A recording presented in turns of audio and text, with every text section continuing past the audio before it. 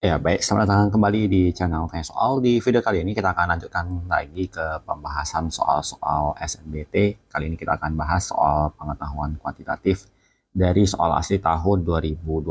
Semoga dengan pembahasan ini bisa membantu kamu mempersiapkan diri lebih baik lagi menghadapi SNBT UTBK di tahun ini. Apabila kamu membutuhkan referensi pembahasan soal-soal lainnya, kamu bisa klik playlist yang sudah kita cantumkan di kolom deskripsi. Dan terima kasih buat kamu yang sudah mensupport channel ini dengan cara like, subscribe, dan juga men-share informasi channel ini kepada teman-teman yang lain. Dan khususnya buat kamu yang sudah join dan bergabung di membership channel kita. Yang bergabung di membership, kamu bisa mendapatkan akses ke video-video yang kita buat khusus untuk para member yang sudah bergabung di channel ini. Baik, kita bahas soal di video kali ini. Untuk soal pertama, jika 4 dibagi 1/2 sama dengan akar T, nilai T sama dengan titik-titik. Jadi kita tuliskan 4 dibagi 1/2 sama dengan akar T. Tentu yang menjadi fokus kita adalah menyelesaikan 4 dibagi 1/2. Jadi kalau kita jumpai pembagian pecahan, kita ubah menjadi perkalian dengan membalikkan 1/2 menjadi 2/1 sama dengan akar T. Ini berarti 4 dikali 2 adalah 8 sama dengan akar T. Pertanyaan selanjutnya adalah bagaimana kita mendapatkan nilai T sementara T-nya itu berada di bawah akar. Jadi kita pangkat 2 kan kanan kiri. Sehingga akar T pangkat 2 memberikan hasil sama dengan T. 8 pangkat 2 adalah 64. Maka nilai T adalah 64. Kita lanjutkan ke soal nomor 2. Titik T 2,17 terletak pada grafik fungsi fx sama dengan x kuadrat dikurang rx ditambah 33. Nilai r sama dengan titik-titik. Apabila diberikan sebuah koordinat, maka angka yang di depan itu adalah x, nilai yang di belakang itu adalah y, atau fx itu sendiri. Jadi kita bisa gantikan bahwa fx-nya itu adalah nilainya 17, sama dengan x-nya 2, jadi 2 pangkat 2, dikurang R dikali 2 ditambah 33. Jadi kita pindahkan minus 2R ini ke sebelah kiri menjadi positif 2R sama dengan 2 pangkat 2, 4 ditambah 33, kemudian 17-nya kita pindahkan menjadi minus 17. Kita akan peroleh bahwa 2R sama dengan, kita jumlahkan 4 ditambah 33 adalah 37, dikurang 17 adalah 20. Maka untuk mendapatkan R-nya, kita bagikan 20 dibagi 2. Kita peroleh nilai R sama dengan 10. Kita lanjut ke soal yang selanjutnya, nomor 3. 9 bilangan yaitu 2, 4, 8, 3, 5, 7, 8, 4 diurutkan dari yang terbesar hingga terkecil. Jika U dan T berturut-turut merepresentasikan bilangan pada posisi ketiga dan ke-8 setelah diurutkan, nilai 2 kali U kurang T sama dengan titik-titik.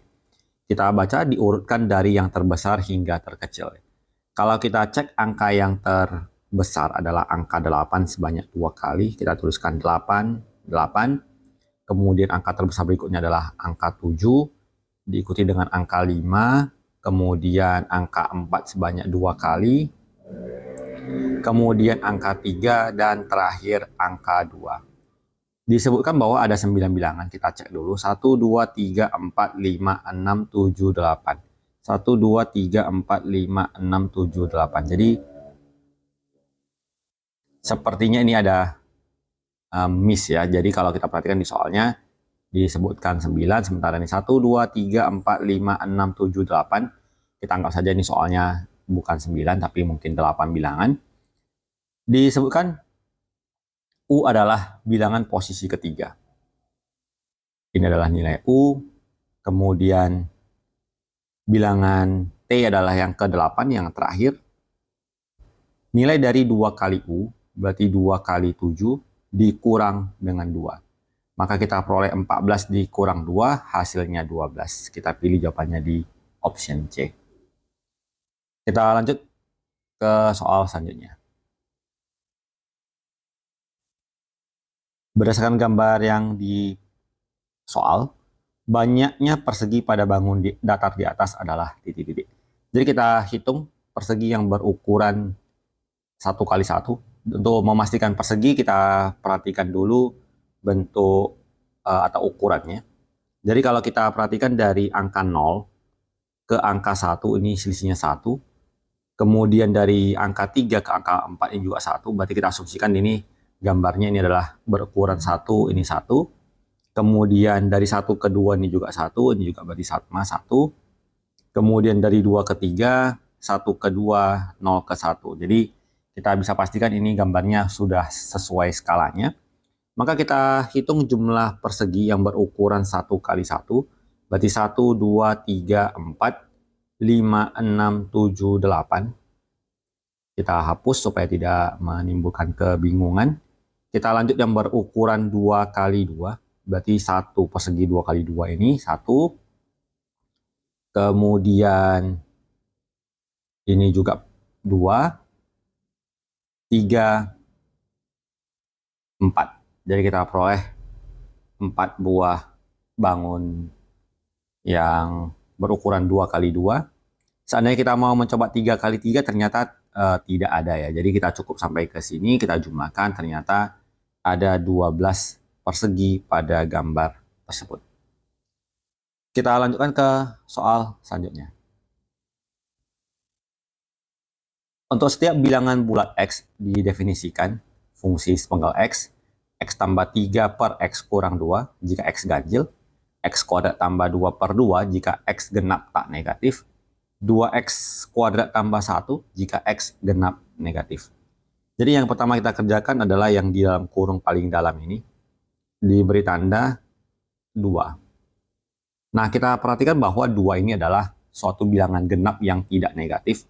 Maka kita substitusi angka 2-nya kemari, sesuai dengan X-nya, jadi 2 pangkat 2 ditambah 2 dibagi 2. Kita peroleh 4 ditambah 2 dibagi 2, menjadi 6 bagi 2, hasilnya sama dengan 3.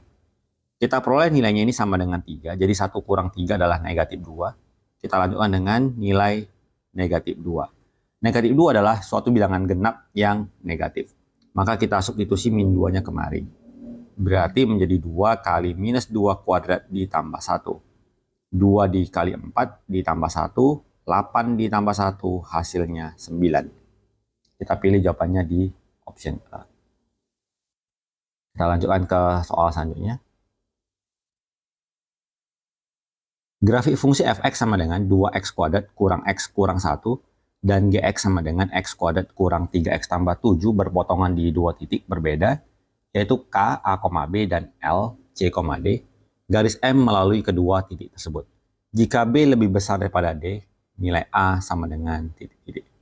Karena disebutkan berpotongan di 2 titik, kita samakan fx sama dengan gx.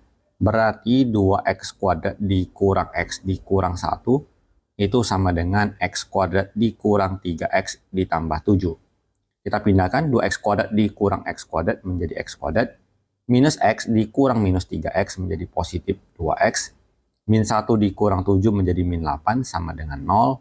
Kita faktorkan x tambah 4, x kurang 2 sama dengan 0.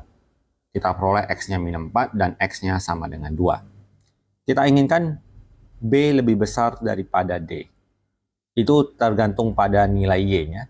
Jadi kita akan substitusikan kembali, boleh ke fx, boleh ke gx, terserah. Kita ambil nilai Y-nya.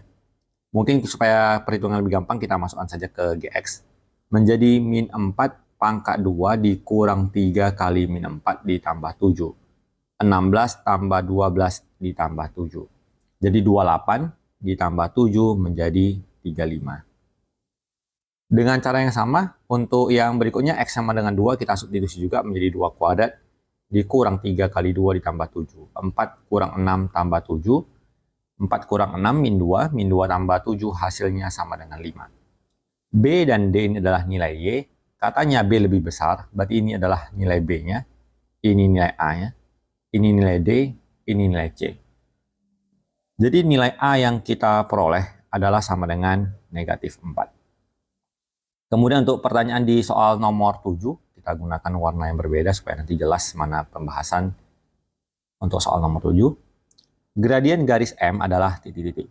Karena melewati 2 buah titik, yaitu tadi di min 4,35 dan di titik 2,5. Kita anggap ini sebagai X1, Y1, X2, Y2.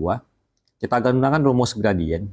Y2 kurang Y1 per X2 kurang X1. Sehingga kita dapatkan 5 dikurang 35 per 2 dikurang minus 4. Minus 30 per 6, jawabannya adalah negatif 5. Kita pilih jawabannya di option A. Kita lanjutkan ke pembahasan soal nomor 8. Jika garis Y sama dengan PX tambah Q, tegak lurus pada garis M dan melalui titik 1,1, nilai P tambah Q sama dengan titik-titik. Kata kunci di sini adalah tegak lurus pada garis M. Jadi karena gradien dari garis M adalah sama dengan negatif 5, kita gunakan sifat garis tegak lurus adalah gradiennya kalau dikalikan hasilnya min 1. Min 5 dikali M2 sama dengan min 1, maka M2-nya minnya habis menjadi 1 per 5. Garis yang melalui suatu titik dengan gradien tertentu kita hitung dengan Y kurang Y1 sama dengan M kali X kurang X1. Titik yang kita gunakan, X-nya 1, Y-nya 1, berarti Y kurang 1 sama dengan M-nya 1/5, X dikurang 1. Kita kalikan 5, menjadi 5Y kurang 5 sama dengan X kurang 1. Kita peroleh 5Y sama dengan X ditambah 4. Maka Y sama dengan kita bagi 5 lagi menjadi 1 per 5X ditambah 4 per 5. P-nya adalah 1/5, koefisien dari X. Q adalah konstantanya. Maka P ditambah Q kita peroleh 1 per 5 ditambah 4 per 5. 5 per 5 atau 1. Jawabannya di option A. Jadi demikian pembahasan soal yang bisa kita tampilkan di kesempatan kali ini, dan apabila kamu membutuhkan rekomendasi buku latihan soal untuk SNBT UTBK, berikut adalah beberapa pilihan yang kita bisa rekomendasikan. Demikian pembahasan soal untuk kesempatan kali ini, semoga bermanfaat. Sampai jumpa di video berikutnya.